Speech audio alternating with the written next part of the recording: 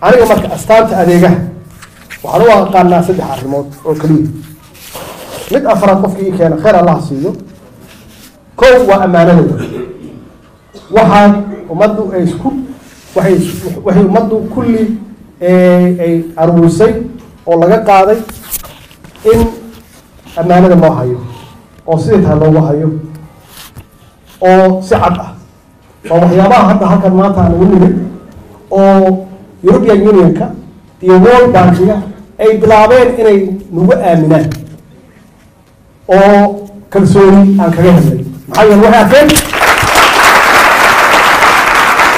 dhaqankii ay yaqaaneen oo wadamadooda ay ku dhaqaayeen inaan wax ka bilaabnay laakiin shaqo badan ay noo harsan tahay marka awalba lacagtaan way hayeen waxay isku dayayeen hadda inay nagu encourage gareeyaan nagu dhiirigeliyaan inaan qaabkii u dhaqmaan oo dadkoodii u maamulaan inaan dadkeeda u maamulno khasab kuma lihi waxayna siinayaan ogaada aabbayaasheenna ma aha adeeradeenna ma aha tan labaad waa cadaaladda dal aan cadaalad lahayn system cadaalad aan lahayn macnaheedu dee ma istaagi karo wax shaqayn karana ma laha marka cadaaladdu waa number one weye cadaaladdu waa number one marka qofka aniga aan ugu horeeyo waxaan laga rabaa waxay tahay ammaanada ummadda inaan u adkeenno cadaaladda inaanu qofna adin ku fogeynin adina kusoo dhaweynin cadaaladaan u falo iyo siyaasad run taqaana siyaasadda waxaan u naqaanaa meel la isku khiyaamo xero baraayo ka socoto oo nin walba ninka uu ka khiyaano badan yahay uu maxaan ku raahdaa ka faa'iido badan yahay saas maaha siyaasaddu siyaasad haddaad maqashaan waa xal raadis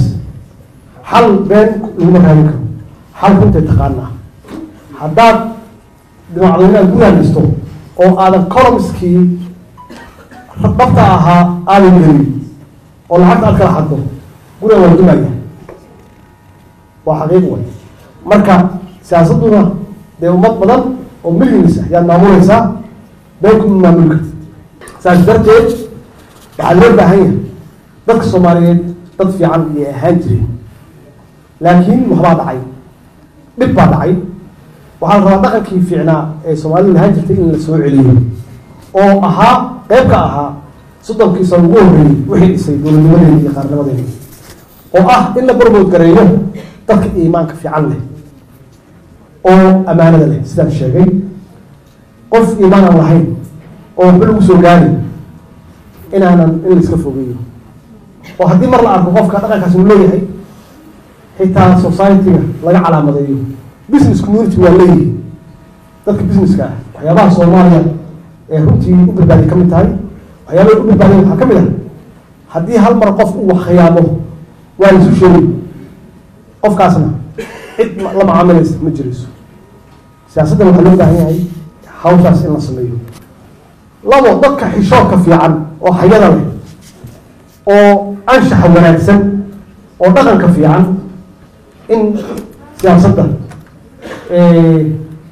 ay soo galaan oo la barbood gareeyo ma aha nin walba ninka uu ka dhibaato badan yahay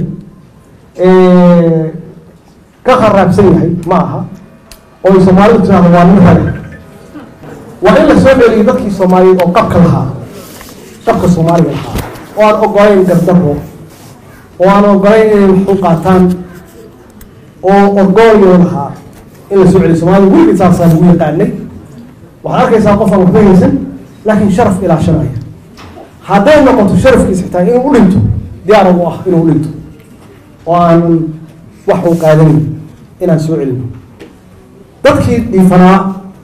oo firfircoonaa oo maskaxda fiicnaa oo creativity lahaa inaan soo celino Soomaalidu waxa lagu tilmaamay dad aad u fircoon leeyihiin oo qurbo hore jiri jiray oo xitaa dad badan yiraahdaan waxay ka dambeeyaan dadkii faraacinada ka dambeeyay leeyahay macnaheedu waxay tahay dad aad maskaxdooda u shaqeysa oo creativity leh oo aan ahayn dad cusub marka inaan raadino dadkii fiicnaa ayna raadin qof hurda runta wax wanaagsan weeye diinteena sheegtay qofku haddii mar uusan runta aqoonin islaamnimadiisa shaki ayaa ku jira maxaa yeele qof aaminaya ma laha geesi Soomaalidu waxay ahaayeen dad geesiyiin oo risk takers ah inkastoo dee riskiga xitaa badanaaba oo aad loo qaato usan fiicnayn oo taxadarka loo baahan yahay laakiin wax lagu ammaano weeye Soomaalida geesinimada waxaan idiin sheegayaa annaga askartooda runtii waa askar aad iyo aad u fiican waxaa lagu tilmaamay inay yihiin geesiyiin inkastoo loo baahan yahay in tababar fiican la siiyo in wadaniyadii lagu xoojiyo in discipline la siiyo in la dhaqaaleeyo iyagoo intaasoo dhan ka dhibaataysan yaa haddana ciidamadan nala joogo waxay leeyihiin Soomaalida iyagoo ay saas tahay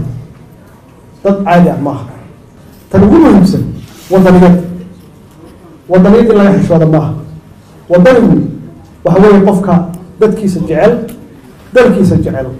oo aan horar ku ahayn ummado kale inuu dhibaateeyo laakiin gurigiisa ilaashanayo difaacanaya diintiisa difaacanaya dariskiisa deegaankiisa difaacanaya dadnimadiisa difaacanaya taariikhdiisa difaacanaya wadani waa kaas haddii aan rabno inaan soo celino sharafkii iyo karaamadii iyo qarannimadii Soomaaliyeed haddaan rabno inaan soo celino waxaan rabaa kulli inaan qayb ka wada qaadano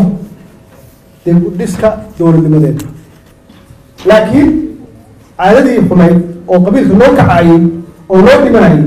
dad badan baa u dhintay oo dhulka maxaan ku raahdaa loo aasay dalna ma hayno magac fiicanna ma hayno dad badan waa naga lacdeen bal ka warrama intaas hadday wadanid u dhiman lahaayeen magacooda iyo taariikhdooda meel lagu qori lahaa dalkaana meel saru gaari lahaa saasaan idiin sheegaya saas darteed dib u dhiska dowladnimada kulli in laga wada qayb qaato oo aan loo daynin madaxweyne iyo prime minister iyo gudoomiye baarlamaan iyo madaxweyne dowlad goboleed iyo wasiiro aan loo daynin iyagu waa adeegi inaad fiirsataan adeegayaashaas kii shaqo fiican qabta aad ammaantaan ama aad taageertaan kii shaqo fiican kii shaqo xun qabtana aad tuurtaan